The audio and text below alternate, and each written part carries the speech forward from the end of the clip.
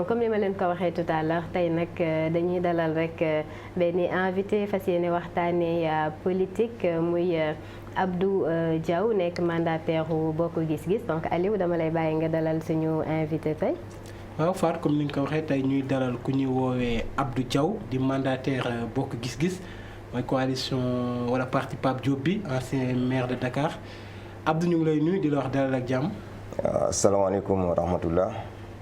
maa ngi leen di nuyu di leen ziyaara bu baax di nuyu sénégalais yi nga xam ne ñoo ngi ñuy suivre à travers suñu label TV di rafetlu invitation bi. campagne électorale bi bu ñeel élection législative du 31 juillet di démarrer ce 10 juillet yéen a ngi koy waajal. oui ñoo ngi koy waajal comme tous les partis politiques parce que ñun suñu coalition bi nga xam ne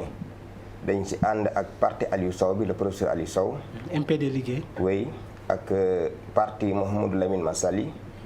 ak ñenn ci mouvement paysan yi nga xam ne nii ñoom ñoo bokk ci kuréel baykat yi ak ñenn ci jàngalekat yi nga xam ne nii vraiment dañoo bëgg assemblée bii di ñëw mu nekk assemblée de qualité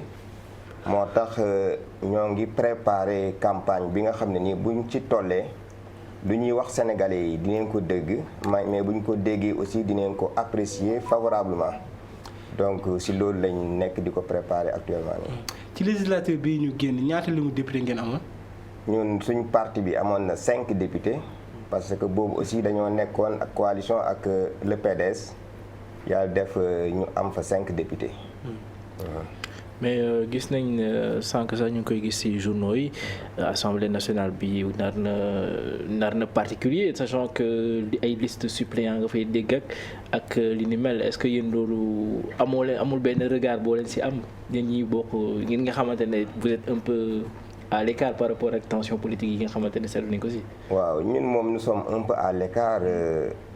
de certaines situations politiques parce que ñun du ñu nekk ci yenn situation yoo xam ne nii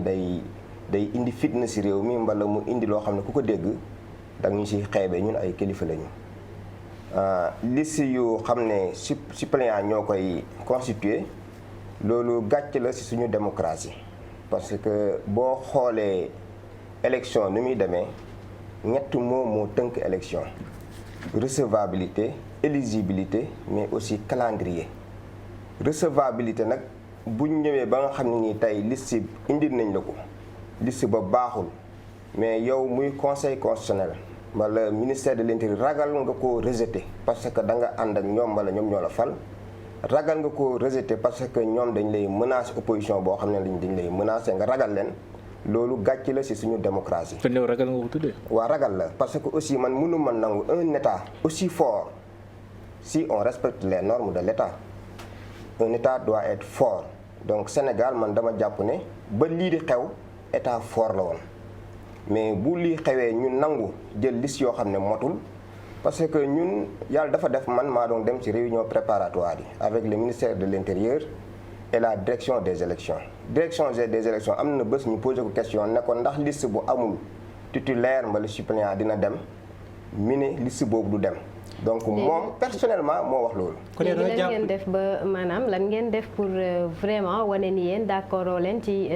le fait que ay liste suppléant ndax leen a représenté. xam nga ñun dañoo mësutoon a foog ne Sénégal dina yegg foofu mësuñ ko woon a foogaan suñu démocratie ne Sénégal dina dem ba boo waree déposer liste bu mat liste boo xam ne dafa war a constituer 53 éléments ak 50 suppléants mu nekk 103 yi motul parce que 53 yi ñëwul beneen bi 50 yi ñëwul donc mu doon une liste manquante musuñu woon a xalaat ne loolu dina xew ci réew mi. kon yow bu ñu la comprendre bu baax liste bu Benno ak bu Yewwi waruñu woon bokk ci élection yi. waaw bu fekkoon ne Sénégal tey dafa nekk république respectée et respectable responsable dañ doon rejeter ñaari liste yooyu yëpp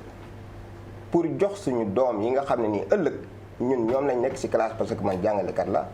lu ñu leen di jàngal mu méngoog réalité du terrain. parce que yenn borom xam-xam yi sax loolu la ñu wax ne ñaari liste yëpp dañ ko waroon rejeter. ñaar yëpp waruñu woon a bokk mais bu ñu demee nag ba négocier parce que bëgg nañ parce que lu ko waral yëpp mooy liste Benno Bokk Yaakaar moom lañ bëgg a jàllale bëgg nañ koo jàllale mais ñemewuñ koo def te jàllale wuñ bu Ousmane Sonko wax ji yëpp mooy loolu mais comme que galgal na du wees moo tax ñu rejeté Ousmane Sonko en personne jàllale ay suppléants donc te proportionnalité élection pour liste proportionnelle bi on divise par 53 le nombre de votants du parti ou bien au niveau national le nombre de votants total est divisé par 53. Comment peut-on léguer à une liste de 50 éléments à la place de 53? Donc logiquement c'est pas possible. Donc ñun moo tax étant le mandat nga xam ne réunion préparatoire yëpp man maa doon dem comme ni ma la ko waxee man dama ci am gàcce parce que mësuma woon a foog ne ministère de l'intérieur ak le conseil constitutionnel ak ñoom njàng mu ñu njàng yëpp jàng droit xam lan mooy élection mësuma woon a xalaat ne lii dinañ ko def. mais tey donc ñun lu ñu jàpp mooy ñaari liste yooyu yëpp waruñoo bokk. mais tey jii tudd nga liste Yewwi Askan Wi ne waruñu woon bokk est-ce que bon duñ ko tuddee attaque mais est-ce que duñ leen catégoriser opposition de l'opposition comme ni ñu koy catégoriser beneen coalition. xam nga opposition de l'opposition ça n'existe pas man personnellement bu may jóg di défendre population face à ce régime boobu Yewwi Askan Wi amutoon boobu Ousmane Sonko amutoon man personnellement parce que depuis 2012 lorsque le PDS a perdu le pouvoir ñun si lañ commencé di opposer au régime de Macky Sall donc l'opposition dans l'opposition loolu ça n'existe pas quand même réew nag ñun duñ ko tabax ba pare wëlbatiku di participer si lu koy dellul ginnaaw wala si lu koy yàq. duñ ko nangul opposition duñ ko nangul ñenn ci opposition yi mais duñ ko nangul aussi nguur gi. mais saa opposition bi mën nañu wax ni Ousmane Sonko mooy principal adversaire bu Macky Sall yéen on vous qualifie même d'être trop sage duñ leen dégg ci yenn kàddu yi duñ leen dégg tamit ngeen di wax yenn yi waaye ñoom ñoo occupé terrain bi. ngeen yaakaar ni loolu c'est lu baax la ci yéen. waaw xam nga réel politique dafa am. Il y a ce qu'on appelle le chef de l'opposition, mais il y a ce qu'on appelle le leader de l'opposition. Le chef de l'opposition, c'est celui qui était deuxième aux dernières élections présidentielles. C'est le chef de l'opposition. Le leader de l'opposition, actuellement, on peut dire que c'est Sonko, parce que c'est lui qui incarne l'opposition de la jeunesse, et suivi par la majeure partie des jeunes et beaucoup d'organisations qui veulent dégager ce régime actuel. Mais nous aussi, nous sommes des républicains qui marquent l'opposition en toute responsabilité. Nous attendons, parce que Macky Sall a été élu pour 5 ans, nous attendons la fin de ces 5 ans, présenter notre candidature, qui est le président Pape Diop, et aller aux élections, dem élection. Donc ñun ci loolu lañ nekk.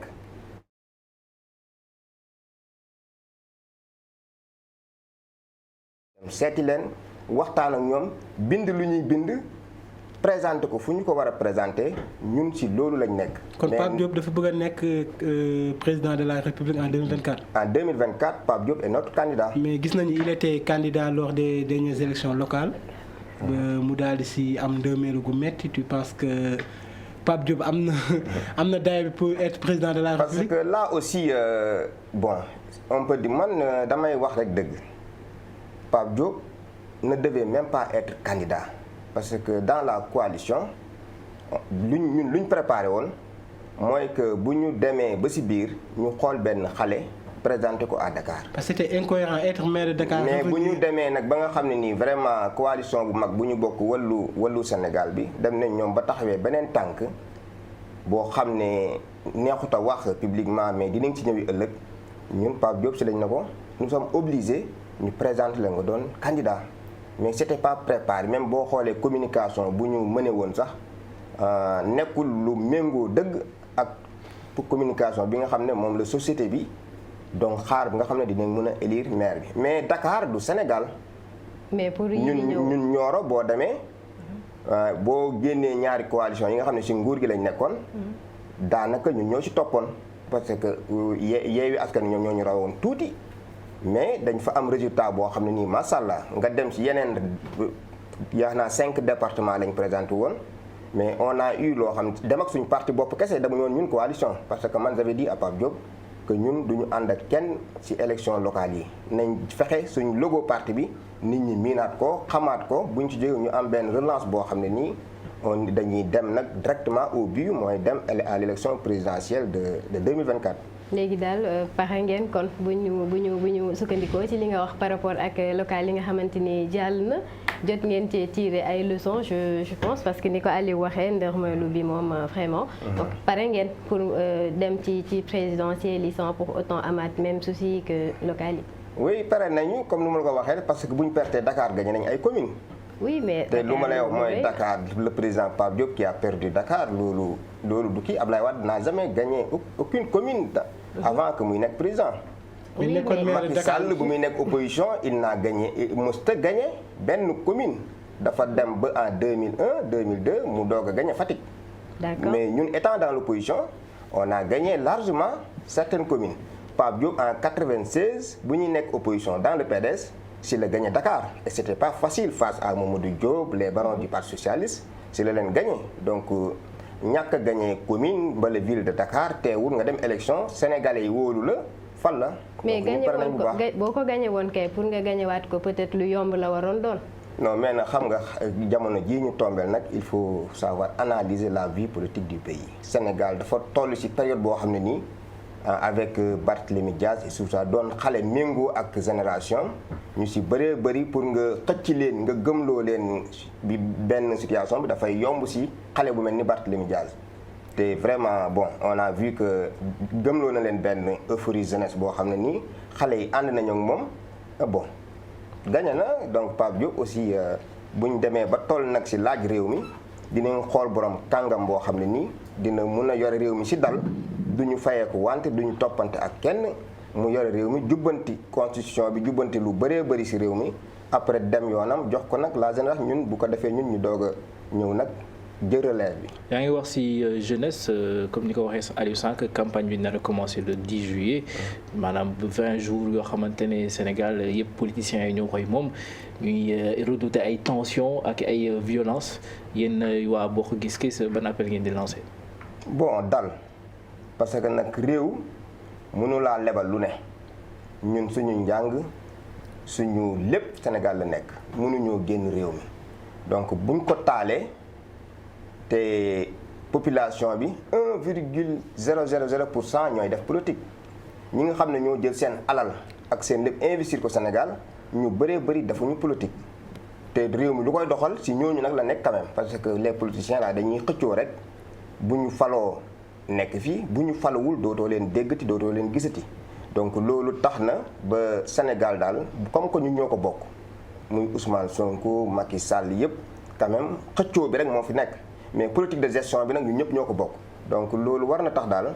ñëpp ànd ak dal dem campagne wax ak askan wi tenir leen un discours de campagne électorale